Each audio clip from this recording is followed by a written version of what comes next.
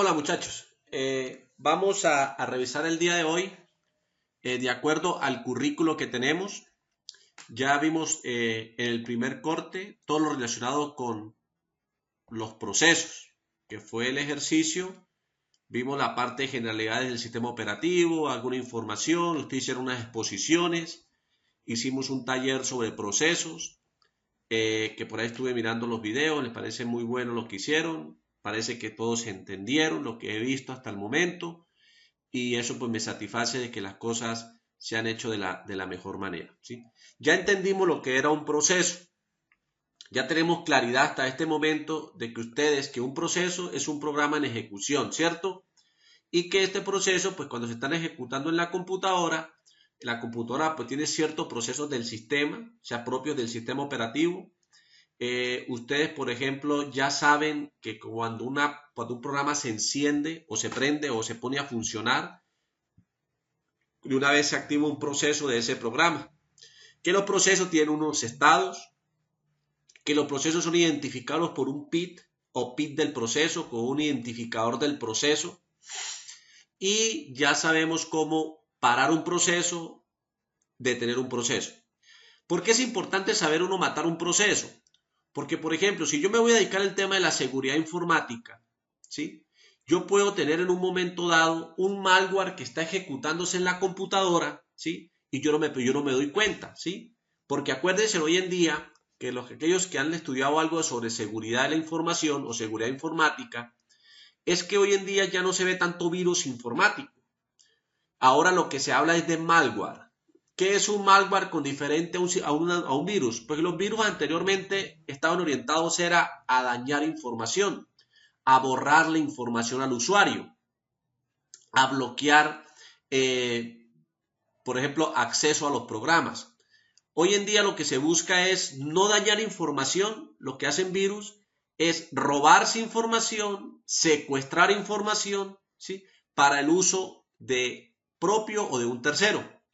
Entonces, por ejemplo, ya hoy en día ve uno que existe un virus, un malware muy conocido en el mundo que se conoce el ransomware.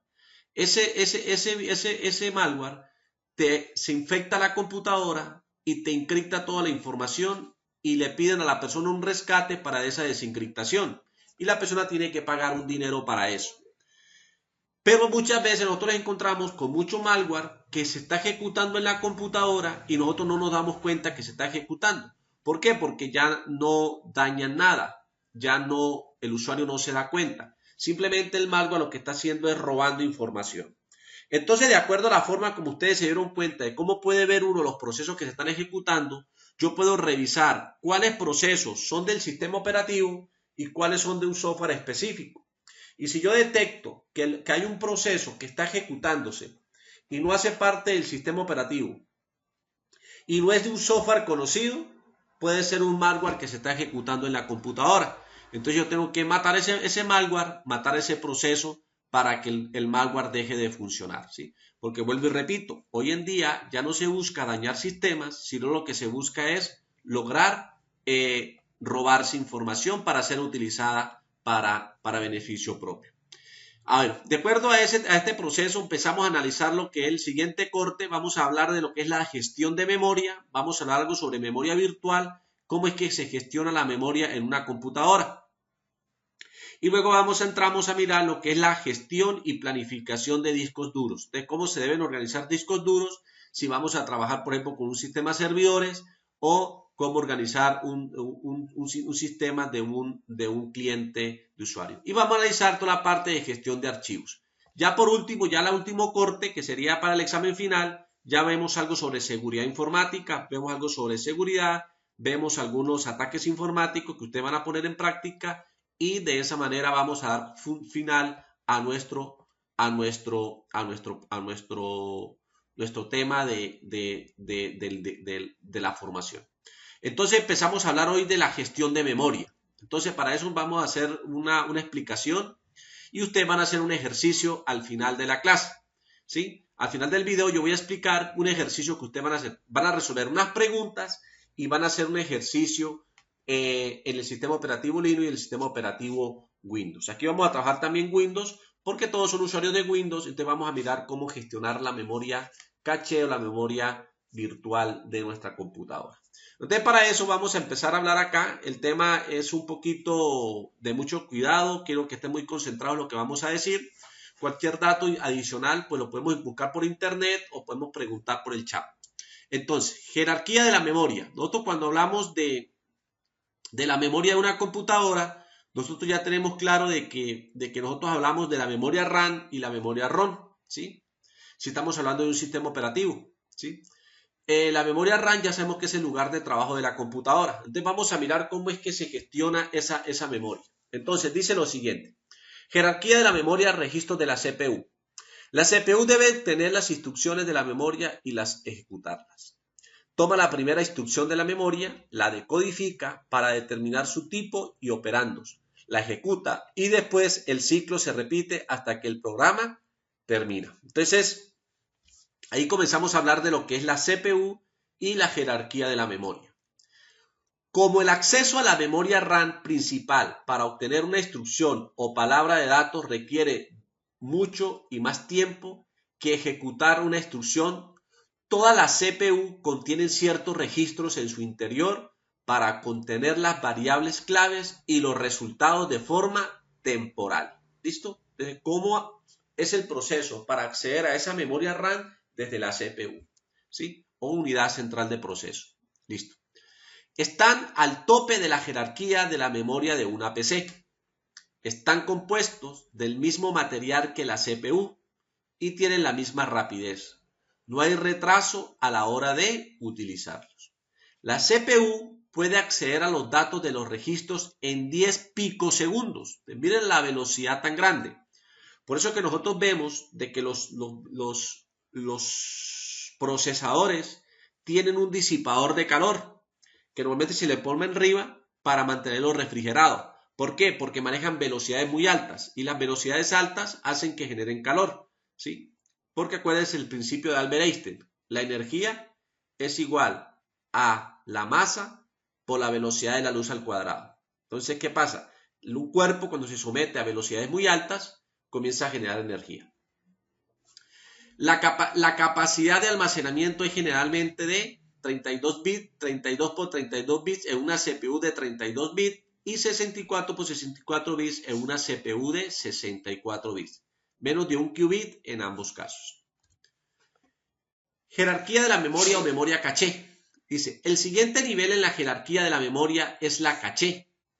Hoy por hoy, las CPUs tienen hasta 3 niveles de esta memoria. Cada nivel de caché es más grande, lenta y barata que el anterior. Cuando un programa necesita leer una palabra de memoria, primero se comprueba si la línea que se requiere se encuentra en la caché. Si está acierto de caché, la petición se cumple y no se pide a la memoria RAM. Por eso es que la memoria caché hace que el sistema sea mucho más rápido, porque ya usted no tiene que estar leyendo en la RAM, sino que lee en la memoria caché y de esa manera usted puede agilizar ciertos procesos en la computadora. Los aciertos de caché por lo general requieren un tiempo aproximado de 2 ciclos del reloj. Los fallos de caché obligan a ir a la memoria principal con un castigo considerable de tiempo. Entonces, ¿qué significa? En el caso de que el proceso no pueda leer la información en la caché, pues obviamente tiene que ir a la memoria principal a buscar esa información. Caché de nivel 1. Está en el mismo núcleo del procesador, así que es el más rápido de todos, ¿sí? Entonces, acuérdense que los procesadores hoy en día vienen con memoria también, ¿sí? Se guardan datos e instrucciones de uso muy frecuente.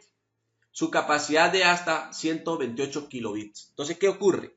Que nosotros tenemos que los procesadores hoy en día vienen con esa porción de memoria que les va a permitir almacenar cierta información que es la que más se utilizan en el proceso. Entonces, por ejemplo, el video, uno ve que hay los procesadores para poder reproducir videos de una forma mucho más rápida, ¿sí? Para poder, por ejemplo, utilizar videojuegos, ¿sí? Entonces, entre mayor caché, yo voy a tener mayor capacidad de procesamiento. Entonces, voy a tener mayor capacidad para reproducir gráficos. Entonces las imágenes se van a ver mucho más rápido y se van a ver de mucha calidad. Caché de nivel 2 es más lenta que la caché 1, pero es más rápida que la memoria RAM. Se encuentra en el procesador, pero no en su núcleo. Su capacidad es de hasta 1 megabit por segundo. ¿Sí? Sin embargo, esto va creciendo a medida que tenemos nosotros mayores disposiciones en los equipos. ¿Sí? Por ejemplo, nosotros hoy en día nos damos cuenta que los celulares vienen con muy buena capacidad de memoria. Anteriormente uno, por ejemplo, hablar de que de 8 o de 16 megas de memoria RAM, ¿sí? De RAM en una computadora, pues era buenísimo. Tenía uno, qué belleza de computadora. Ahora uno observa de que los celulares tienen esas prestaciones de memoria, ¿sí? ¿Y por qué uno dirá, por qué ha venido creciendo tan rápido eso?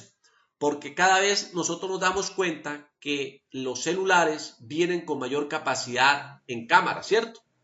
Entonces las cámaras, como tienen mayor resolución, hacen necesario de que los celulares tengan mayor capacidad de memoria RAM, ¿sí? Porque todos los programas que capturan el video, ¿sí? Necesitan mayor capacidad para poderse ejecutar, ¿sí? Entonces, el avance hoy en día es bastante grande en esa industria. En la industria de los móviles, de los celulares, observamos con celulares con muy buenas prestaciones a nivel de memoria RAM.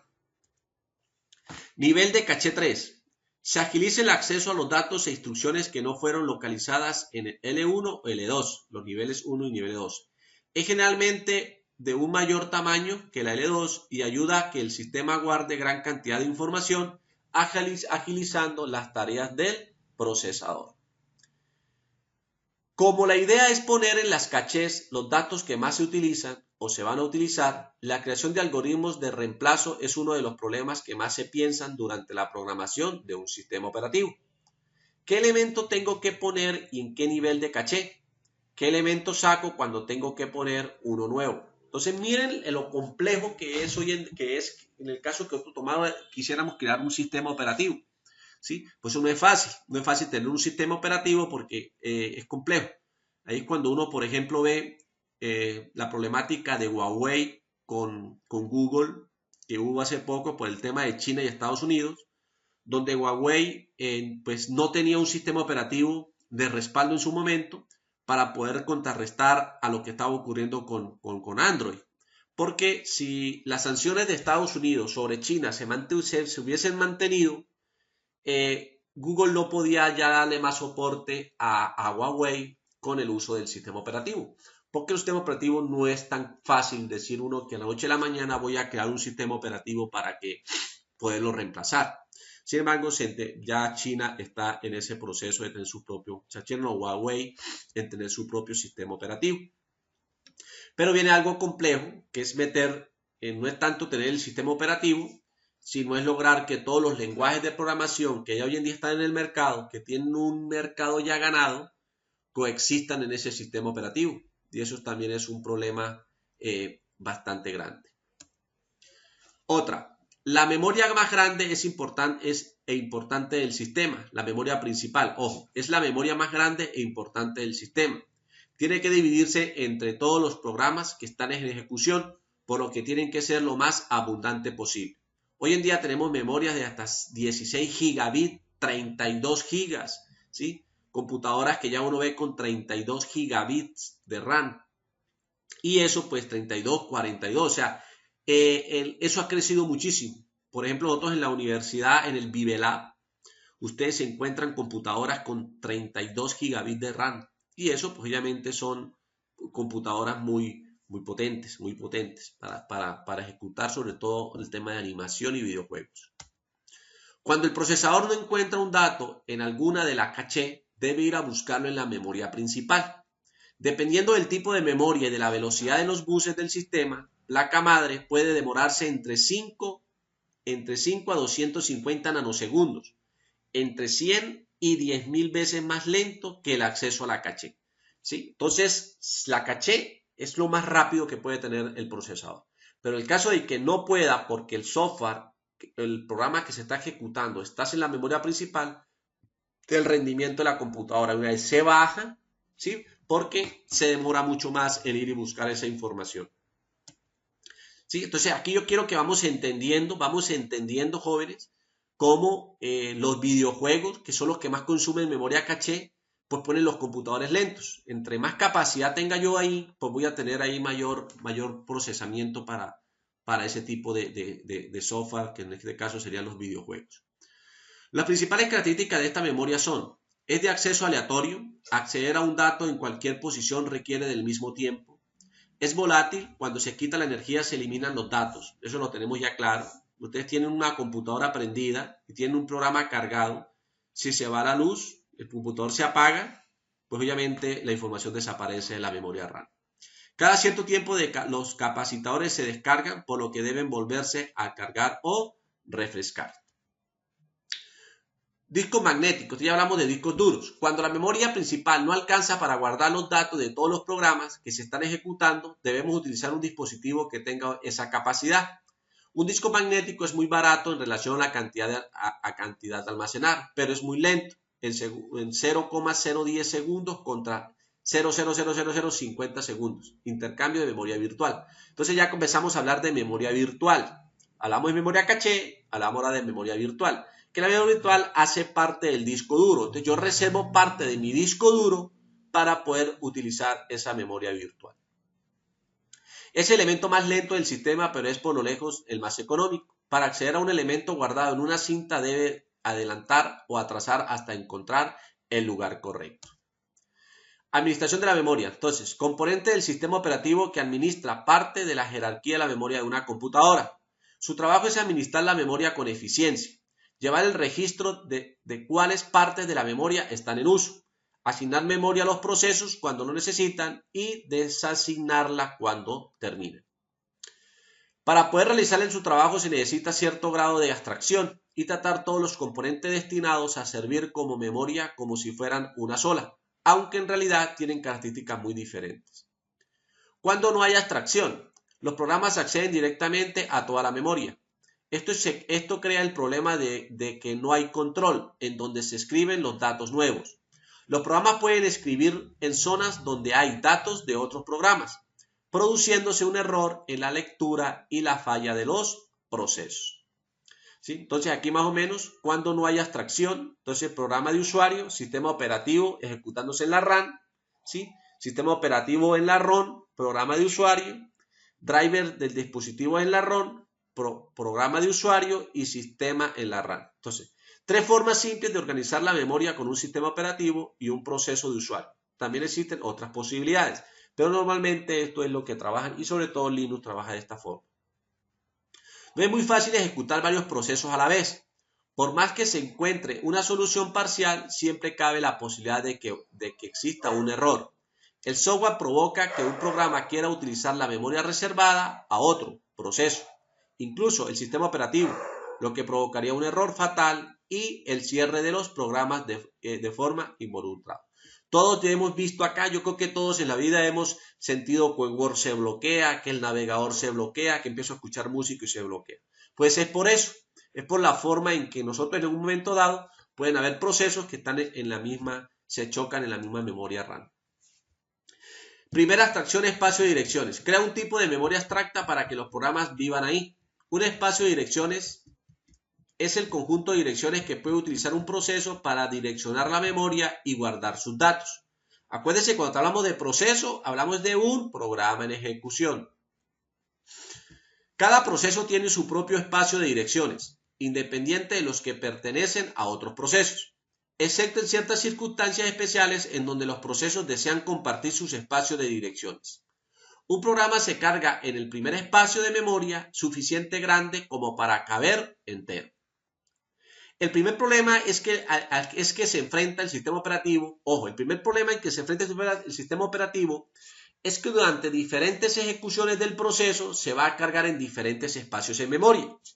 ¿Cómo hacer para que cuando el programa pida la posición de memoria no cambie la ejecución del sistema operativo, entregue la posición correcta y no trate de leer en la posición física X? ¿Cómo evitar eso? Es la pregunta. La solución más sencilla es que junto con el estado del programa se creen dos registros. Base, primer dirección de memoria del proceso y límite, el tamaño total de la memoria usada por el proceso. ¿Sí? Acuérdense, los que vieron estructura de datos. Aquí entra todo el tema de lo que son las estructuras de datos, ¿sí? Para que nos metamos en el cuento y recordemos un poco. Cuando el proceso pida la posición 28, el sistema operativo va a sumar 28 a la base y verificará que el número obtenido no supera el límite. Esta solución tiene el problema de que cada vez que se vaya a ejecutar dos operaciones, lo que requiere más tiempo de procesamiento. Otro problema al que nos enfrentamos es cuando queremos cargar varios programas a la vez. Se da cuando el programa no entra completo en un espacio de la memoria. ¿Sí? Entonces, abrimos el navegador web y en el momento estábamos abriendo un programa para escuchar música, por decir algo.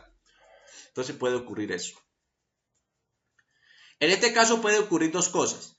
Que queden espacios demasiado pequeños entre los procesos cuando un proceso se quita de la memoria. Que un proceso sea demasiado grande para la memoria y que queda al final del espacio disponible. Un proceso se divide en páginas, todos del mismo tamaño excepto la última. La memoria se divide en marcos, con el mismo tamaño que las páginas, en que se dividen los procesos. Para evitar la fragmentación de la memoria, un proceso se puede colocar en marcos separados. Escuchen bien eso, ¿sí? Acuérdense que el sistema operativo tiene algo que se llama desfragmentar el disco, ¿sí? Que es que, como lo que está diciendo acá, es que nosotros podemos tener, cuando nosotros empezamos a funcionar muchos programas se pueden ubicar o en un solo lado o se pueden ubicar en diferentes partes en la memoria. Por eso es importante, y a veces uno aumenta el rendimiento de la computadora, y Windows tiene esa opción de desfragmentar el disco, que no es más que coger todos esos programas que se quedaron dispersos en la memoria, él trata de organizarlos y dejarlos todos juntos. Porque acuérdense lo que estamos diciendo, eso que aumentaría el rendimiento de una computadora, entonces lo vamos a tener mucho más rápido. Por eso es conveniente que ustedes hagan ese proceso. Entonces, ¿cómo lo vamos a hacer? La primera práctica que van a hacer ustedes en su casa, muy juiciosos, es cómo desfragmentar el disco en Windows. Los pasos, cómo se hace. Me van a hacer un documentico muy pequeño en Word, ¿sí? Y lo vamos a colocar en el grupo en WhatsApp. Los pasos para desfragmentar un disco en Windows y en Linux, ¿sí? Entonces en Linux también se puede, entonces lo vamos a averiguar. ¿Cómo es el proceso de desfragmentar un disco en Windows y cómo es el proceso para desfragmentar un disco en Linux?